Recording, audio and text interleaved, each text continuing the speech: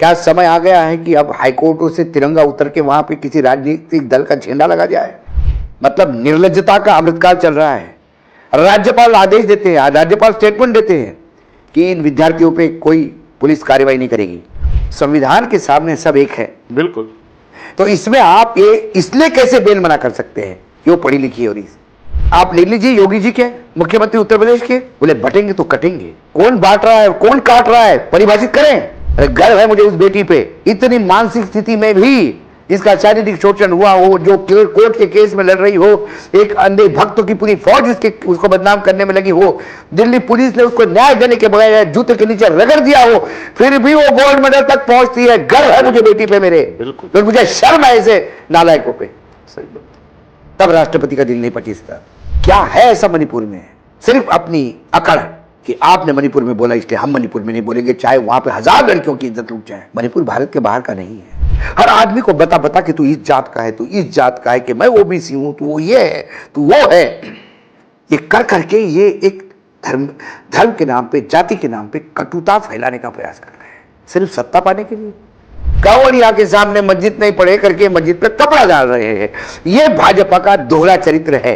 ये सत्ता के लिए किसी भी हद तक जा सकते हैं। क्या मध्य प्रदेश में कांग्रेस खत्म हो गई? एक सीट नहीं आई, लगभग खत्म हो गई। किसने? पूरी जिम्मेदारी से मैं कह रहा हूँ, किसने खत्म कि भले बड़े बड़े चमकदार नेता दिख रहे हो, लेकिन कोई नहीं खत्म है। ये सारे नेता यदि बीजेपी के पेरोल पे है तो आप क्या करोगे? झारखंड में इनको बहुत तकलीफ आ जाएगी। ये चंपई सोरेन को तो लेके आए, लेकिन चंपई सोरेन बाहर से तो अंदर आए, अंदर उनको चेयर नहीं मिल रही बैठने को। तो द्रौपदी जी व्यक्तिगत रूप से उनके संघर्ष के लिए मैं सैल्यूट करता हूं, लेकिन द्रौपदी जी पूरे देश के महिला के संघर्ष को साथ देने में विफल हुई, इसका दर्द मेरे दिल में है। नमस्कार, मैं अशोक कुमार पांडे, स्वागत है आपका टीसीएच पर। और आज अशोक स्क्वायर डबल अशोक जो है वो हमारे स्टूडियो में बाकायदा हाजिर है। अशोक जी आज आए हुए थे और एक जो बयान कल राष्ट्रपति महोदया का आया, देखिए राष्ट्रपति जो पद होता है ना, वो इतना ज्यादा सम्मानित होता है कि हम लोग भी जब बातचीत करते हैं तो कोशिश करते हैं कि उस पर कोई टिप्पणी ना हो, लेकिन राष्ट्रपति से भी बड़ा होता है, देश सबसे बड़ा होता है। नेशन फर्स्ट अक्सर जिन लोगों की वॉल पे लिखा होता है नेशन फर्स्ट, वो नेशन फर्स्ट नहीं मानते हैं, लेकिन संविधान से चलने वाले नेशन फर्स्ट मानते हैं। इसलिए ये बयान अपने आप में समझ में नहीं आता है कि कलकत्ता की घटना पर तो निश्चित रूप से बिल्कुल कहा जाना चाहिए कि बस अब बहुत हो गया, लेकिन उसके बाद बस रुका कहाँ? उसके बाद तो मुरादाबाद में भी घटना हुई, महाराष्ट्र में घटना हुई, अभी फर्रुखाबाद से जिस तरह की घटना आई है, 2 युवा बच्चियां, दोनों 18 साल से कम उम्र की बच्चियां हैं और दलित बच्चियां हैं, और कहा यह गया पहले कि नहीं इन्होंने तो खुद से अपनी जान दी है, और अब उनके पिता ने, उनके परिवार ने बाकायदा चैनलों पर आकर बयान दिया है कि पुलिस जो कह रही है वो सही नहीं है। हाथरस में ये सारा कुछ हो चुका है, कठुआ में ये सारा कुछ हो चुका है, और ये लगातार, आप बदलापुर देख लीजिए, पालघर देख लीजिए, जो एनसीआरबी की रिपोर्ट बताती है कि रोजाना ऐसी घटनाएं हो रही हैं, और एक नहीं रोजाना दसियों ऐसी घटनाएं हो रही हैं, और उत्तर प्रदेश जैसा स्टेट इस मामले में नंबर 1 पे चल रहा है। ये एनसीआरबी की रिपोर्ट कह रही है, हम नहीं कह रहे हैं, हालांकि इसके लिए भी हमको राष्ट्रद्रोही कह के जेल भेजा जा सकता है, लेकिन स्वागत है। तो ऐसे में राष्ट्रपति महोदया ने जो ममता बनर्जी को अकेले या कलकत्ता को अकेले जिस तरह से टारगेट किया है, कहीं ऐसा लगता है कि ऐसा तो नहीं है कि उनके इर्द गिर्द जो ऑफिसर्स हैं, जिनका काम है उनके पास सारी खबरें पहुंचाना, उनको अपडेट रखना, उन्होंने बाकी घटनाओं के बारे में उन्हें बताया ही नहीं। और अगर पॉलिटिकल तरीके से सोचे तो कहीं ऐसा भी लगता है कि चुनाव में लगातार ममता बनर्जी से हारने के बाद कहीं वहां राष्ट्रपति शासन लगाने की कोई साजिश तो नहीं चल रही है। क्या है, कैसे है, हम क्या सोचते हैं, अशोक जी से सुनते हैं। अशोक जी से वैसे भी सवाल नहीं पूछता हूं और ऐसे भी सवाल नहीं पूछूंगा। नहीं अशोक जी, बहुत बढ़िया बात कही आपने, और मैं हमेशा कहता हूं कि राष्ट्रपति हो गए, मुख्य न्यायाधीश हो गए, प्रधानमंत्री भी हो गए, तो ये गरिमा में पोस्ट है, फिर भी एक पॉलिटिकल है, फिर भी हम एक जगह रखते हैं कि भाई उस पोस्ट की इज्जत हो जाए। लेकिन उस पद पे बैठने वाले लोग ही उस पद की गरिमा ना रखे तो फिर मेरी और आपकी रिस्पॉन्सिबिलिटी नहीं बनती। Point number 1। दूसरी बात, द्रौपदी मुर्मू जी का व्यक्तिगत रूप से मैं उनके कायल हूं, मैं उनके चरणों में मेरा मस्तक रखता हूं। संघर्ष की एक गाथा है, मैं सारी चीजों को मानता हूं, लेकिन फिर राष्ट्रपति पद पर बैठने के बाद 2 बातें हैं। मैं दावे के साथ कह सकता हूं कि ये पत्र कहीं और लिखा गया है, या तो पीएमओ में लिखा गया या गृह मंत्रालय में लिखा गया है, और द्रौपदी जी के पास आया है। आपने एक बात कही कि अधिकारियों ने शायद गलत फीडबैक दिया होगा, मैं दावे के साथ और अपनी रिस्पॉन्सिबिलिटी पे कह रहा हूं, जब मणिपुर जल रहा था तो मणिपुर की तत्कालीन गवर्नर अनुसुईया उइके 45 मिनट राष्ट्रपति को पूरा वाकया बयां करके गई थी जी। 45 मिनट तक जब वो बोल रही थी तो उसके आंखों में से पानी झरझर अश्रु बह रहे थे। वो कह रही थी कि द्रौपदी जी कैसे भी करके महामहिमा आप बचाइए। वहां महिलाओं की बहुत दुर्गति हो रही है, जो खबरों में है वो कुछ भी नहीं है, मेरे आंखों से देखा है मैंने। 45 मिनट तक एक महिला राज्यपाल राष्ट्रपति के सामने गुहार लगाती है, तब राष्ट्रपति असुरक्षित क्यों नहीं होती, तब राष्ट्रपति को दुख क्यों नहीं होता, ये सवाल है मेरा। तब संघर्षशील द्रौपदी मुर्मू, जो एक आदिवासी परिवार से आता है और उनका संघर्ष पढ़ता हूं तो रोंगटे खड़े हो जाते हैं। बिल्कुल एक गाथा है नारी सशक्तिकरण की, वो उनकी कहानी अपने आप में। क्या राष्ट्रपति पद पर बैठने के बाद सारी संवेदनाहीन हो जाते हैं लोग? संवेदना भी सब्जेक्टिव हो गई है। यदि विपक्ष की सरकारों में महिलाओं पर अत्याचार होते हैं तो ही महिलाओं के खिलाफ अन्याय होता है, और तमाम भाजपा समर्थित सरकारें हो या भाजपा की सरकारें हो, वहां महिलाओं की कोई इज्जत नहीं है। मैं पैरेलल ड्रॉ कर रहा हूं आपके लिए, और मैं अपने रिस्पॉन्सिबिलिटी से बोल रहा हूं। क्या समय आ गया है कि अब हाईकोर्टों से तिरंगा उतर के वहां पे किसी राजनीतिक दल का झंडा लगा जाए? एक कांड कलकत्ता में होता है, निर्वसना करनी चाहिए। हम सब ने की है। मैं मुख्यमंत्री होता तो इस्तीफा देता, मैं खुद कह रहा हूं। बिल्कुल ऐसा ही एक कांड महाराष्ट्र में होता है, बिल्कुल ठाणे जिले में, मुख्यमंत्री के जिले में। मैं मुख्यमंत्री होता तो वहां पे भी इस्तीफा देता, क्योंकि मेरे जिले में मेरे नाक के नीचे हुआ है ये। वहां पुलिस ने कोताही बरती, यहां पुलिस ने कोताही बरती, दोनों पैरेलल थे। वहां तो कम से कम सीबीआई इंक्वायरी कर रही है, दोषी पकड़ा गया है। महाराष्ट्र में दोषी पकड़ा गया है, फास्ट ट्रैक कोर्ट में मामला जाने की बात हो रही है। विपक्ष ने आंदोलन किया, भाजपा कहती है राजनीति प्रेरित आंदोलन है। भाजपा कहती है कि इससे घिनौने काम में भी राजनीति लाते हो, शर्म आनी चाहिए आपको। यकीनन यदि उनको शर्म आनी चाहिए तो फिर भाजपा बंगाल में बेशर्म क्यों हो जाती है? एक महिला के आड़ में राजनीति क्यों करती है? जब सब कुछ सीबीआई के हाथ में गया, अब तो सीबीआई तो इनकी एजेंसी है, बिल्कुल टांग दे ममता जी को, प्रूफ निकाल कर, कौन रोकता है? लेकिन फिर ये मार्च की क्या जरूरत थी? क्या आप बांग्लादेश रिपीट करना चाहते थे? और राज्यपाल, मतलब निर्लज्जता का अमृतकाल चल रहा है। राज्यपाल आदेश देते हैं, राज्यपाल स्टेटमेंट देते हैं कि इन विद्यार्थियों पे कोई पुलिस कार्रवाई नहीं करेगी। मतलब राज्यपाल के ऊपर तो खुद आरोप लगा था कुछ दिन पहले। राज्यपाल, मैंने क्या कहा? निर्लज्जता का अमृतकाल चल रहा है सर। जिस राज्यपाल पे आरोप लगा है शारीरिक शोषण का महिला द्वारा, वो इसके लिए लड़ाई लड़ रहा है। उसके बाद तमाम घटनाएं हुई।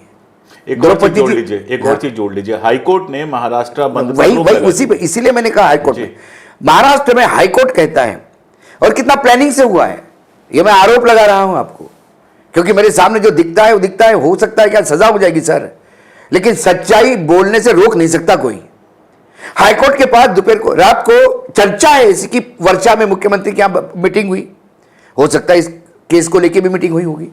उसके बाद सुबह एक वकील पिटीशन फाइल करता है कि ये बंद गैर कानूनी घोषित किया जाए। सुबह जब केस हियरिंग पे आता है तो बेंच कहता है कि ये सत्ता पक्ष और विपक्ष का मामला, हमें क्यों घसीटते हो बीच में, हमें नहीं इसमें कुछ करना है। फिर वो वकील रिक्वेस्ट करता है तो उसको बोला जाता है बाद में सुनेंगे। बराबर शाम में कोर्ट बंद होने के पहले वो सुनाया जाता है, और कोर्ट कहता है दो टूक बात में कि बंद अवैध तो है। बंद अवैध है तो सर्वोच्च न्यायालय ने कई केसेस में विरोध का अधिकार बताया है। बंगाल वाले केस शाहीन बाग, मोटो लिया था, शाहीन बाग में, बिल्कुल शाहीन बाग केस में सर्वोच्च न्यायालय ने बहुत सारे क्लियरली रेखांकित किया है कि भारतीय नागरिक को विरोध करने का अधिकार है, और उस अधिकार को आप छीन नहीं सकते। ये लोकतंत्र है, शांतिपूर्ण विरोध, ये कोई एक सामंतशाही नहीं है, कोई ये डिक्टेटरशिप नहीं है, तानाशाही नहीं चल रही इस देश में कि आप विरोध भी नहीं प्रकट कर सकते। तो महाराष्ट्र की विपक्ष ने विरोधी प्रकट करने के लिए बंद का आह्वान किया, तो आपने, कोर्ट ने मना किया। वही बंगाल में हाईकोर्ट जब चले गए कोर्ट में कि साहब ये बंद का आह्वान गैर कानूनी घोषित किया जाए, महाराष्ट्र में किया था, उन्होंने एंटरटेन ही नहीं किया।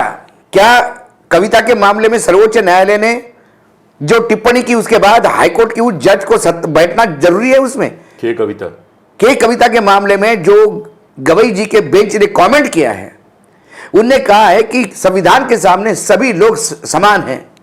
कविता को इसलिए बेल डिनाई की गई है कि वो पढ़ी लिखी है और पैसे वाले घर की है।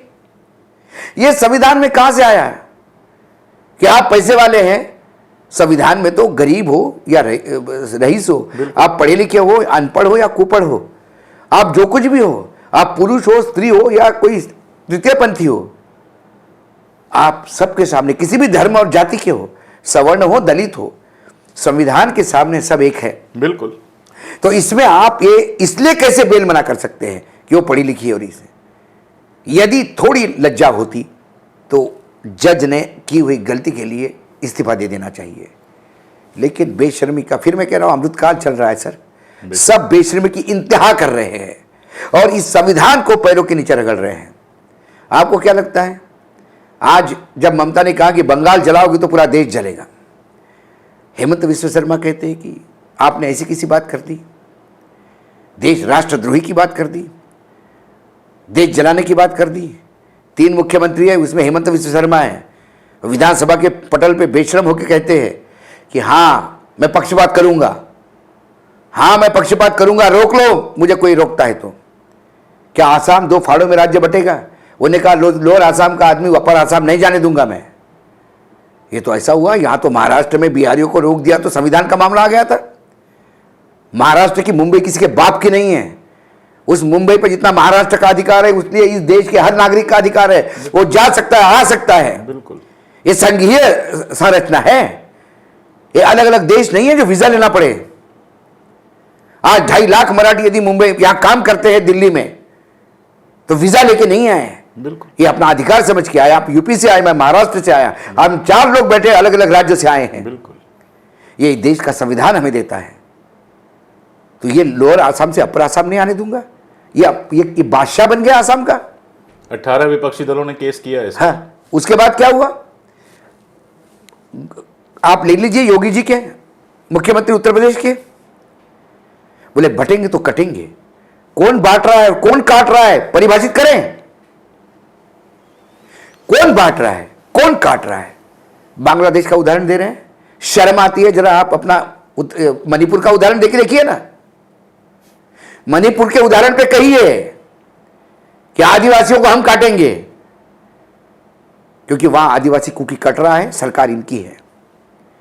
यदि राष्ट्रपति शासन लागू होना तो सबसे पहले मणिपुर में लगना चाहिए था। बिल्कुल, एकदम। मणिपुर को लेके क्या इस देश की लड़कियां राष्ट्रपति भवन से 4 किलोमीटर के दायरे में, 2 किलोमीटर के दायरे में जंतर मंतर पे न्याय मांग रही थी? शारीरिक शोषण हुआ तो क्या द्रौपदी मुर्मू जी का दिल तब नहीं पचीसा?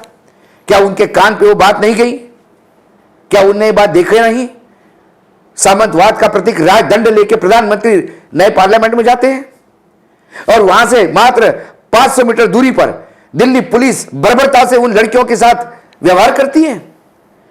अरे गर्व है मुझे उस बेटी पे, इतनी मानसिक स्थिति में भी जिसका शारीरिक शोषण हुआ हो, जो कोर्ट के केस में लड़ रही हो, एक अंधे भक्तों की पूरी फौज उसको बदनाम करने में लगी हो, दिल्ली पुलिस ने उसको न्याय देने के बगैर जूते के नीचे रगड़ दिया हो, फिर भी वो गोल्ड मेडल तक पहुंचती है। गर्व है मुझे बेटी पे मेरे, और मुझे शर्म है ऐसे नालायकों पे। सही बात है। तब राष्ट्रपति का दिल नहीं पचीसता। राष्ट्रपति को सिर्फ महिलाओं की बेइज्जती उन्हीं राज्यों में दिखती है जिन राज्यों में विपक्ष की सरकारें हैं।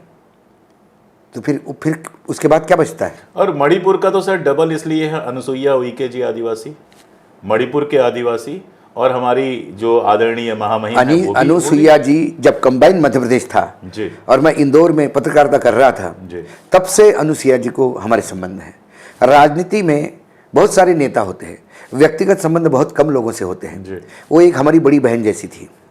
जब एक दिन उनका फोन आया, अब भाई गवर्नर बने तो हम जैसे ही नेता किसी ओहदे पे जाते तो हम दूर हो जाते हैं, क्योंकि लगता है कि कभी मतलब हमारे वजह से उनको तकलीफ ना हो। तो मुझे याद है फोन आया, तो फोन बजा अननोन नंबर से, तो मुझे समझ में नहीं आया, मतलब नंबर रिकॉर्ड, लेकिन बार बार फोन बज रहा था तो मैंने गाड़ी साइड पर रखी। तो फोन हेलो, मैंने बोला हेलो, महिला का आवाज़ आ गया, अशोक मैंने बोला अशोक बोला, इसका मतलब कोई, मैंने बोला अनुसुईया बोल रही हूँ। तो मेरे दिमाग में अनुसुईया, 3-4 अनुसुईया को मैं जानता था, तो मैंने बोला कौन अनुसुईया है? हाँ, एक छोटी बहन है, एक मेरी चाची है। तो मैंने बोला कौन अनुसुईया? तो वह दीदी बोल रही हूँ मणिपुर से। अरे मैंने बोला दीदी, सॉरी तुम भूल गए हो दीदी। मैंने बोला मैंने आवाज़ नहीं पहचानी, माफ़ करो। अशोक बहुत गड़बड़ हो गई मणिपुर में। और अशोक जी जब बोल रही थी वो फूट फूट के रो रही थी। फिर मैंने कहा दीदी तुम राज्यपाल हो, अच्छा नहीं दिखता ऐसा रोना। बोले बेडरूम में बैठ के बात कर रही हूँ बेटा, किसी से तो दिल हल्का करो, ये पाप मैं कहाँ भोगूंगी अशोक। मैंने दीदी आप थोड़ी रिस्पॉन्सिबल हो। बोले मैं गवर्नर हूँ अशोक, मैं कैंप में जाती हूँ, महिलाएं लिपट लिपट के रोती है, उनकी गाथाएं बताती है, मुझे समझ ही नहीं आ रहा है कि मैं जिंदा भी क्यों हूँ। एक गवर्नर के शब्द है मेरे पास, आज मैं रिकॉर्ड पे बोल रहा हूँ सर। वो जब बोल रही थी तो मेरे आंखों में से लगातार मेरी बहन की पीड़ा मुझे तकलीफ दे रही थी कि क्या विभत्स चीज हो रही होगी वहां पे। उसके ऊपर इन नराधमों के गले से आवाज नहीं निकलती। विपक्ष उसके लिए जब अविश्वास प्रस्ताव लाता है तो ये इमरजेंसी से लेकर तमाम बातें करते हैं, लेकिन मणिपुर पे बात नहीं करते। ठीक बात है। क्या है ऐसा मणिपुर में? सिर्फ अपनी अकड़ कि आपने मणिपुर में बोला इसलिए हम मणिपुर में नहीं बोलेंगे, चाहे वहां पे 1000 लड़कियों की इज्जत लूट जाए।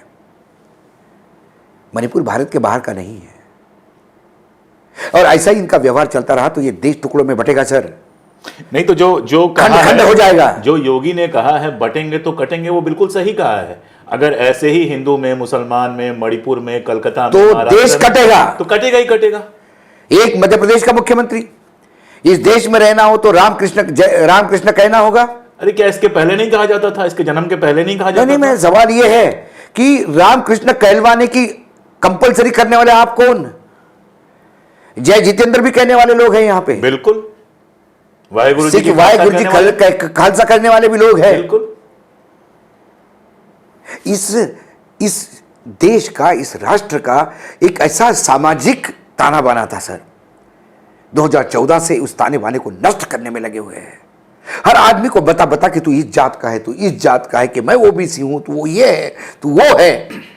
ये कर करके ये एक धर्म के नाम पे, जाति के नाम पे कटुता फैलाने का प्रयास कर रहे हैं। किस लिए? सिर्फ सत्ता पाने के लिए। जिस काहे पे सत्ता करोगे? अरे देश ही नहीं रहेगा तो सत्ता काहे पे करोगे? आज दक्षिण में लोग कहते हैं कि हम, दक्षिण में किसी ने कह दिया कि भाई हमको अलग होना पड़ेगा, तो आप तकलीफ हो गई, आप उनको राष्ट्रद्रोही कहते हैं। दक्षिण में यदि आपका व्यवहार नहीं सुधारोगे, मात्र दक्षिण में आपके सत्ता नहीं है इसलिए दक्षिण का पैसा रोक दोगे, दक्षिण के प्रोजेक्ट रोक दोगे, क्योंकि आपको वहां समर्थन नहीं है। और ये आपके लोग कहते हैं, आपका लीडर ऑफ अपोजिशन बंगाल में शुवेंदु अधिकारी ने कहा कि सबका साथ सबका विकास छोड़ दीजिए, जिनने हमको मत दिया उसी का विकास करेंगे। इसका मतलब दक्षिण भारत में तुम्हारा पैर नहीं है तो दक्षिण भारत तो भगवान के भरोसे छोड़ दोगे। तो कल दक्षिण भारत अलग हो गया तो? मैं सर एक सेकंड आपको रोक रहा हूं यहां पे। अभी मैं सुबह पढ़ रहा था और मैंने वीडियो भी किया। दक्षिण भारत के 3 मुख्यमंत्रियों का मैंने नाम लिया। तेलंगाना के मुख्यमंत्री कांग्रेस के, तमिलनाडु के मुख्यमंत्री डीएमके के, और आंध्र प्रदेश के मुख्यमंत्री इनके एनडीए के सहयोगी। तीनों लगे हुए हैं विदेश से इन्वेस्टमेंट लाने में, ताकि अपने इंफ्रास्ट्रक्चर डेवलप करें, R&D डेवलप करें और बाकी करें। और जो हमारे उत्तर भारत के मुख्यमंत्री हैं, मतलब राजस्थान से लेकर और आसाम तक जो बीजेपी के लोग हैं, वो इनमें लगे हुए हैं। तो फिर दक्षिण में विकास क्यों नहीं होगा? क्यों नहीं यहाँ के लोग मजदूरी करने दक्षिण जाएंगे? और फिर दक्षिण क्यों नहीं सवाल उठाएगा कि हम पैसा तो हम इतना दे रहे हैं, सबसे ज्यादा कंट्रीब्यूशन कर रहे हैं, और तुम लोग जो है वो कंट्रीब्यूशन भी नहीं कर रहे हो और हमारा पैसा भी काट रहे हो। यकीनन ये हिंदू मुसलमान से उठ के तो आए। हाँ, 10-20%, 80% से उठ के तो आए। शमशान कब्रिस्तान पे तो उठ के आए। मतलब कितने दोहरे मापदंड हैं इनके। मुलायम सिंह के राज में, अखिलेश के राज में शायद कब्रिस्तानों को दीवारें बनाने के लिए पैसा दिया गया था, तो कब्रिस्तान वर्सेस शमशान किया।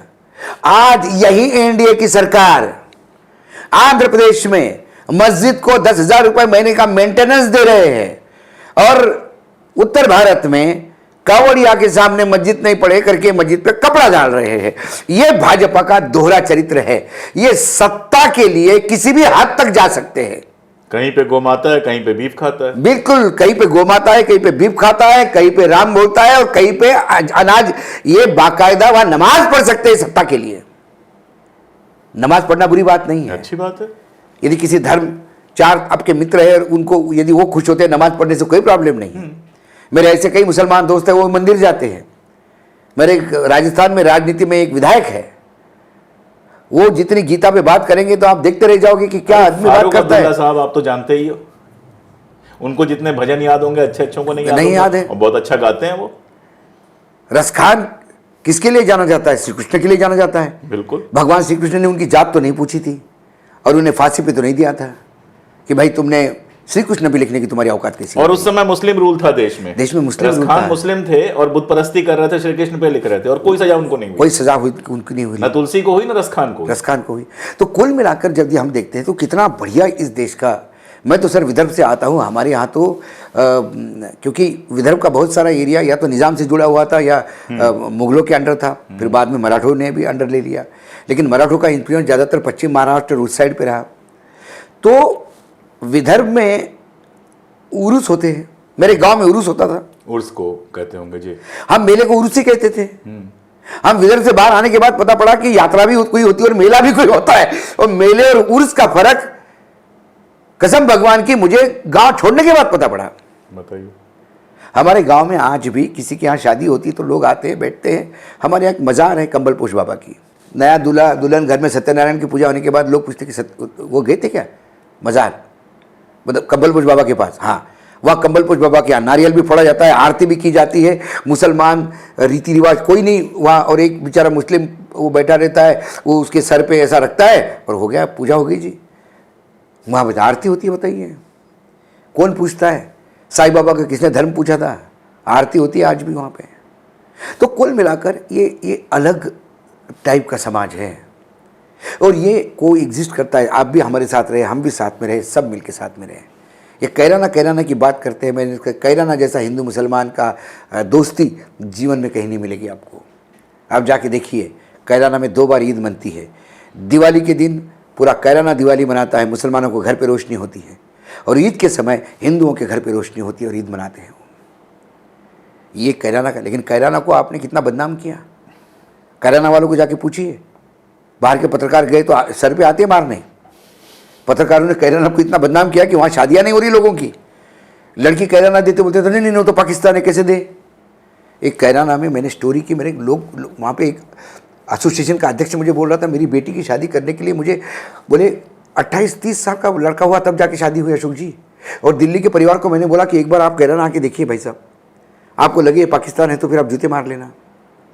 जब वो कैराना आके देखा और उन्होंने देखा कि दिल्ली से ज़्यादा सेफ लड़की कैराना में है हमारी, तो कैराना ये आपके गोदी मीडिया का काम है, ये आपके सरकारों का काम है, क्योंकि इनको सत्ता में बैठना है। एन केन प्रकरण सत्ता में रहना है। आमने सामने बैठे हैं तो एक अलग सा सवाल मैं आपसे पूछता हूँ, भविष्य क्या देख रहे हैं?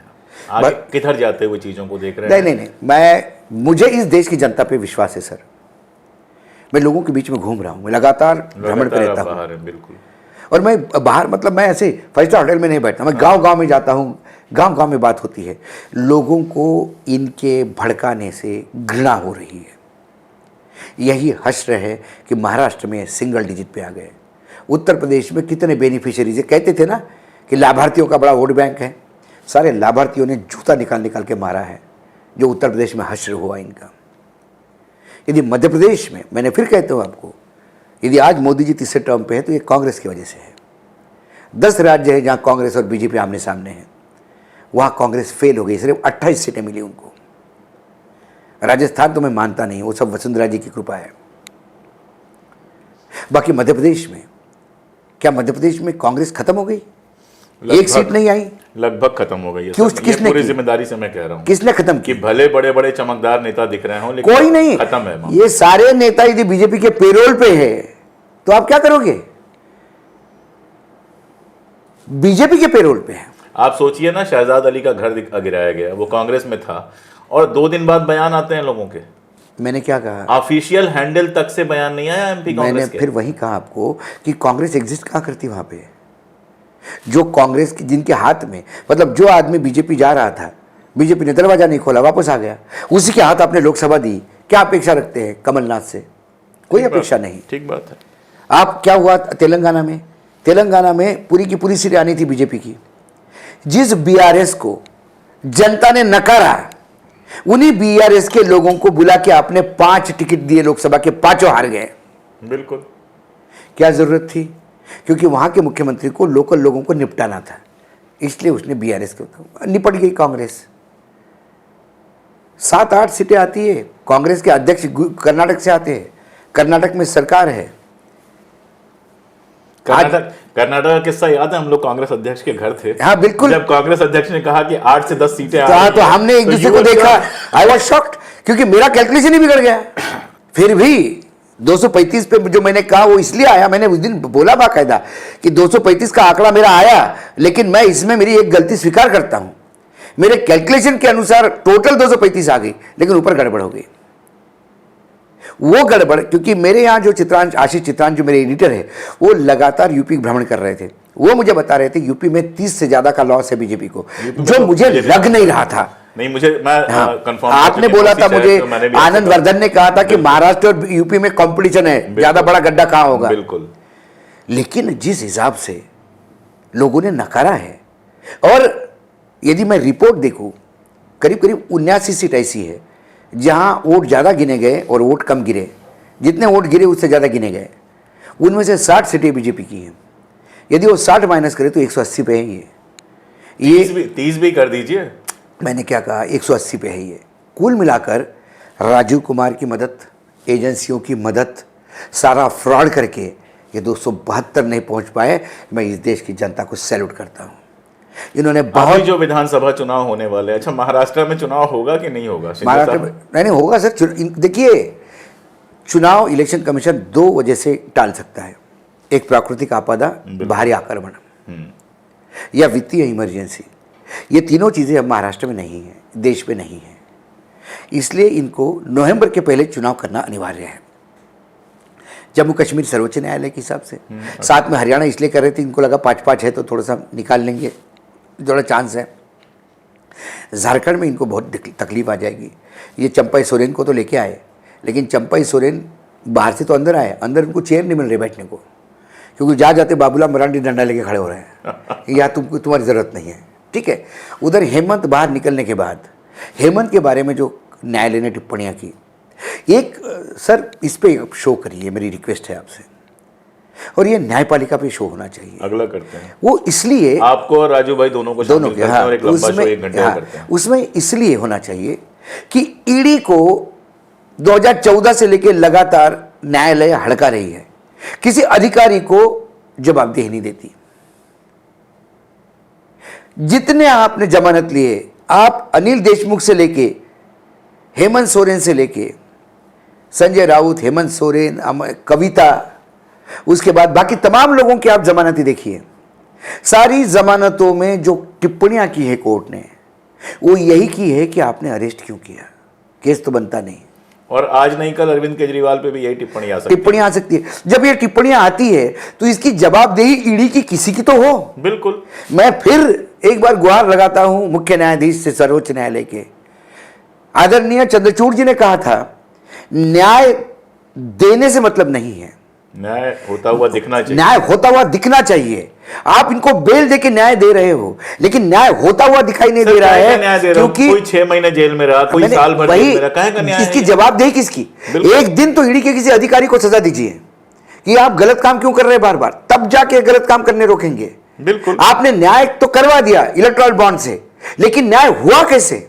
कहां हुआ न्याय? जब तक इलेक्टोरल बॉन्ड का फ्रॉड की चेक नहीं होगी और जो अपराधी हमको, मैंने बोला जो सामने आ गया नंगा सच्चब कि आपने गन पॉइंट पे लोगों से पैसे लिए, अरे जिन्होंने एक्सटॉर्शन किया उनको सजा कौन देगा? ठीक बात है। ये न्याय होना होता है। मात्र हमने इलेक्टोरल बॉन्ड का नंगा सत्य सामने लाया, उससे कोई मतलब नहीं है। वो सच्चाई तो न्यूज़पेपर भी लाते हैं। ठीक बात है। वो काम आप नहीं कर रहे। आपको उस पर न्याय होते हुए दिखाई देना चाहिए, और उसके लिए इलेक्टोरल बॉन्ड में जो पार्टी हो, एक लॉटरी वाले में तो सभी नंगे हैं हमाम में, बिल्कुल सभी नम जाए, बिल्कुल सभी के जितने भी ट्रेजरर है जरा 6 महीने जेल में रहे, ठीक बात है, ताकि सनद रहे कि आप सत्ता में हैं तो आप संविधान को अपने पैरों के नीचे रोंद नहीं सकते। संविधान सर पे है, बिल्कुल जूते के नीचे नहीं। सर्वोच्च वही है। और इन्होंने सब ने सत्ता में आने के बाद संविधान को नतमस्तक करके अपने पैरों के नीचे लाते हैं। ये दुर्भाग्य है, कोई भी सत्ता में रहे। ठीक बात है। और ये बार बार हो रहा है। और कस्टोडियन है, अभी तो मैंने रिसेंटली चंद्रपुर में एक इसी पे बात थी। अब तो मैंने कहा कि मैं तो बार बार कहता था कि न्यायपालिका कस्टोडियन है, अब तो मुझे न्यायपालिका भी संविधान को दीमक जैसी चाटती हुई दिखाई दे रही है। अब सिर्फ कस्टोडियन कोई संविधान का है तो जनता जनार्दन है। तो इसीलिए क्योंकि अब समय भी हो गया है, तो ये तो आप अलग शो करें, ऐसी मेरी गुजारिश है। 100%। मैं दर्शकों की तरफ से भी आपको रिक्वेस्ट करता हूँ, 100%। मैं भी रहूंगा उसमें। लेकिन अंत में फिर यदि हम द्रौपदी जी से बात करेंगे तो द्रौपदी जी व्यक्तिगत रूप से उनके संघर्ष के लिए मैं सैल्यूट करता हूं, लेकिन द्रौपदी जी पूरे देश के महिला के संघर्ष को साथ देने में विफल हुई, इसका दर्द मेरे दिल में है।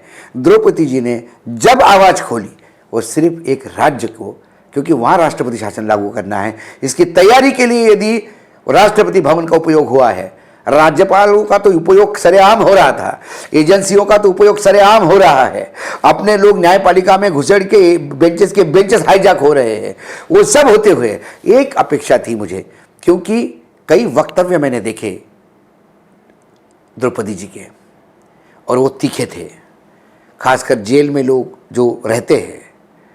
और उसको लेके जब उन्होंने न्यायपालिका में कहा कि आप, मुझे शर्म आती है कि हम 21वीं सदी में जी रहे हैं, 75 साल देश को हो गए, इसके बाद यदि नए कारागृह हम बना रहे हैं तो इसके मायने हैं समाज सुधराने। समाज में बहुत विसंगतियां है, ठीक बात। कारागृह तो होनी नहीं चाहिए, जितने कम कारागृह उतना ज़्यादा समाज प्रगल्भ, उतना ज़्यादा समाज मैच्योर्ड, उतना ज़्यादा समाज में कानून व्यवस्था लगी हुई है। कहीं ना कहीं न्यायपालिका भी फेल हो गई है। प्रधानमंत्री ने कहा ना लाल किले के प्राचीर से कि जब महिलाओं के साथ व्यभिचार करने वालों पे दंड होता है, उनको सजा होती है, तो मीडिया ने उसको बड़ा चढ़ा के दिखाना चाहिए ताकि लोगों के मन में डर हो। वो डर पैदा कब होगा? जब न्यायपालिका कड़ा रुख अपनाएगी, न्यायपालिका भी सब्जेक्टिव हो, तो फिर ये नहीं हो सकता। राष्ट्रपति भी सब्जेक्टिव हो तो न्याय नहीं हो सकता। ठीक बात। मैं आदरणीय महामहिम राष्ट्रपति महोदया से सिर्फ और सिर्फ इतना कहकर अपनी बात ख़त्म करूंगा कि आप हम सब की गार्जियन हैं, पूरे देश की गार्जियन हैं। हम सब आपकी ओर उम्मीद भरी निगाह से देखते हैं। आप महिला हैं, आदिवासी हैं, आपने शानदार संघर्ष किया है और आप जानती हैं कि इस देश में महिलाएं किस दौर से गुजर रही हैं। जिस तरह से कलकत्ता पर आपने बोला है, बाकी सारी जगहों पर भी अलग अलग नाम लेके बोलने की ज़रूरत नहीं है, लेकिन ये सवाल तो उठाइए केंद्र सरकार से भी और सारी राज्य सरकारों से भी कि हिंदुस्तान, भारत, हमारा भारत महिलाओं के लिए इतना असुरक्षित क्यों होता जा रहा है। आप महामहिम हैं, इसलिए हमारा हक है कि हम आपसे उम्मीद करें, हम आपसे विनती करें। यही विनती हम कर सकते हैं भारत के आम नागरिक होने के चलते। चलते। अशोक जी बहुत शुक्रिया। धन्यवाद। धन्यवाद।